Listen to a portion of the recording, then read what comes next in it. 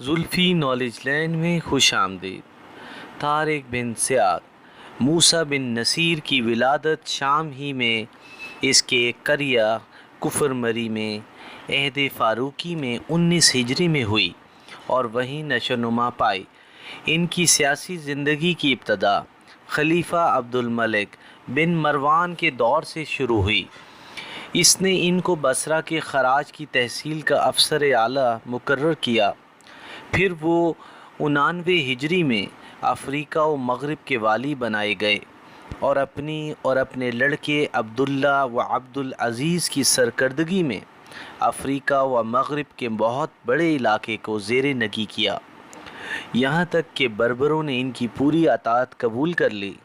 انہوں نے ملک کے مختلف حصوں پر اپنے دلاطا نامزد کر دیے۔ چنانچہ اسی سلسلے میں طارق بن زیاد کو تنبہ کا والی مقرر کیا، اور جب اندلس کی مہم درپیش ہوئی تو اس کی سرکردگی میں بربروں کا لشکر بھیجا، جس نے اندلس میں اپنی پیش قدمیاں جاری رکھیں۔ لیکن جیسا کہ اوپر بیان کیا گیا کہ اندلس میں طارق نے سری عدول حکمی کر کے اندلس کے آخری شمالی اور شمال مغربی علاقوں تک طاقت کی، اور کسی جگہ سوائے استجا کی بقیت السیف سپاہیوں اور صوبہ مرثیہ میں تھیوڈمر کے کسی منظم جماعت نے اس کا مقابلہ نہیں کیا۔ اس لیے واقعتاً طارق سے کوئی غلطی سرزد نہیں ہوئی تھی، تاہم وہ اپنے افسر کی حکم کی نافرمانی کا مرتکب ہو چکا تھا۔ موسیٰ بن نصیر نے اس کی اس آئینی خطا کاری کو معاف نہیں کیا۔ انہوں نے طارق کے ہاتھوں سے اندلس کی امارات کی باغ چھیننے اور اس کو اس کی نافرمانی کی سزا دینے کے لیے خود اندلس کے سفر کا قصد کیا۔ انہوں نے افریقہ میں اپنے لڑکے عبداللہ کو اپنا قائم مقام بنایا، خود فوج لے کر اندلس کے لیے روانہ ہو گئے، اور اندلس میں جزیرہ خضرہ کے پاس ایک پہاڑی پر ماہ رمضان 93 ہجری بمطابق ماہ جون 712 میں لنگر انداز ہوئے۔ یہ پہاڑی جبل موسیٰ کے نام سے موسوم کی گئی۔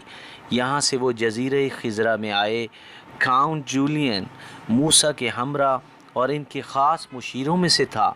مسلمانوں نے میدان گوڈالیٹ میں 12,000 فوج سے 1,00,000 فوج کو شکست دی۔ موسیٰ کے ساتھ مزید 18,000 آزمودہ کار سپاہی آئے تھے۔ ان سپاہیوں کو اپنا جوہر دکھانے کے لیے کسی نئے میدان کی تلاش تھی۔ موسیٰ کے ساتھ مزید 18,000 آزمودہ کار سپاہی آئے تھے۔ ان سپاہیوں کو اپنا جوہر دکھانے کے لیے کسی نئے میدان کی تلاش تھی۔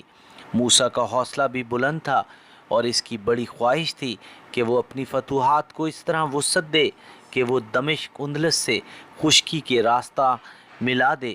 اس لیے وہ اندلس کے عیسائیوں کو آسان شرطوں پر مطیع کر کے یہاں امن و امان قائم کرنا اور انہیں اپنا ہمنوا بنا کر اسلامی فتوحات کے دائرے کو آگے اس طرح بڑھانا چاہتے تھے کہ مفتوحہ ممالک میں جا بجا اسلامی آبادیاں بھی قائم ہو جائیں، اور اندلس سے دمشق تک علاقہ سلسلۃ الذھب کی ایک کڑی بن جائے۔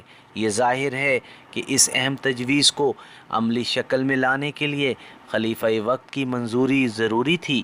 چنانچہ انہوں نے اپنی مفصل تجویز دارالخلافت دمشق بھیج دی تھی اور جواب کا انتظار کرتے رہے۔ ایپیسوڈ 18 اختتام پذیر ہوئی۔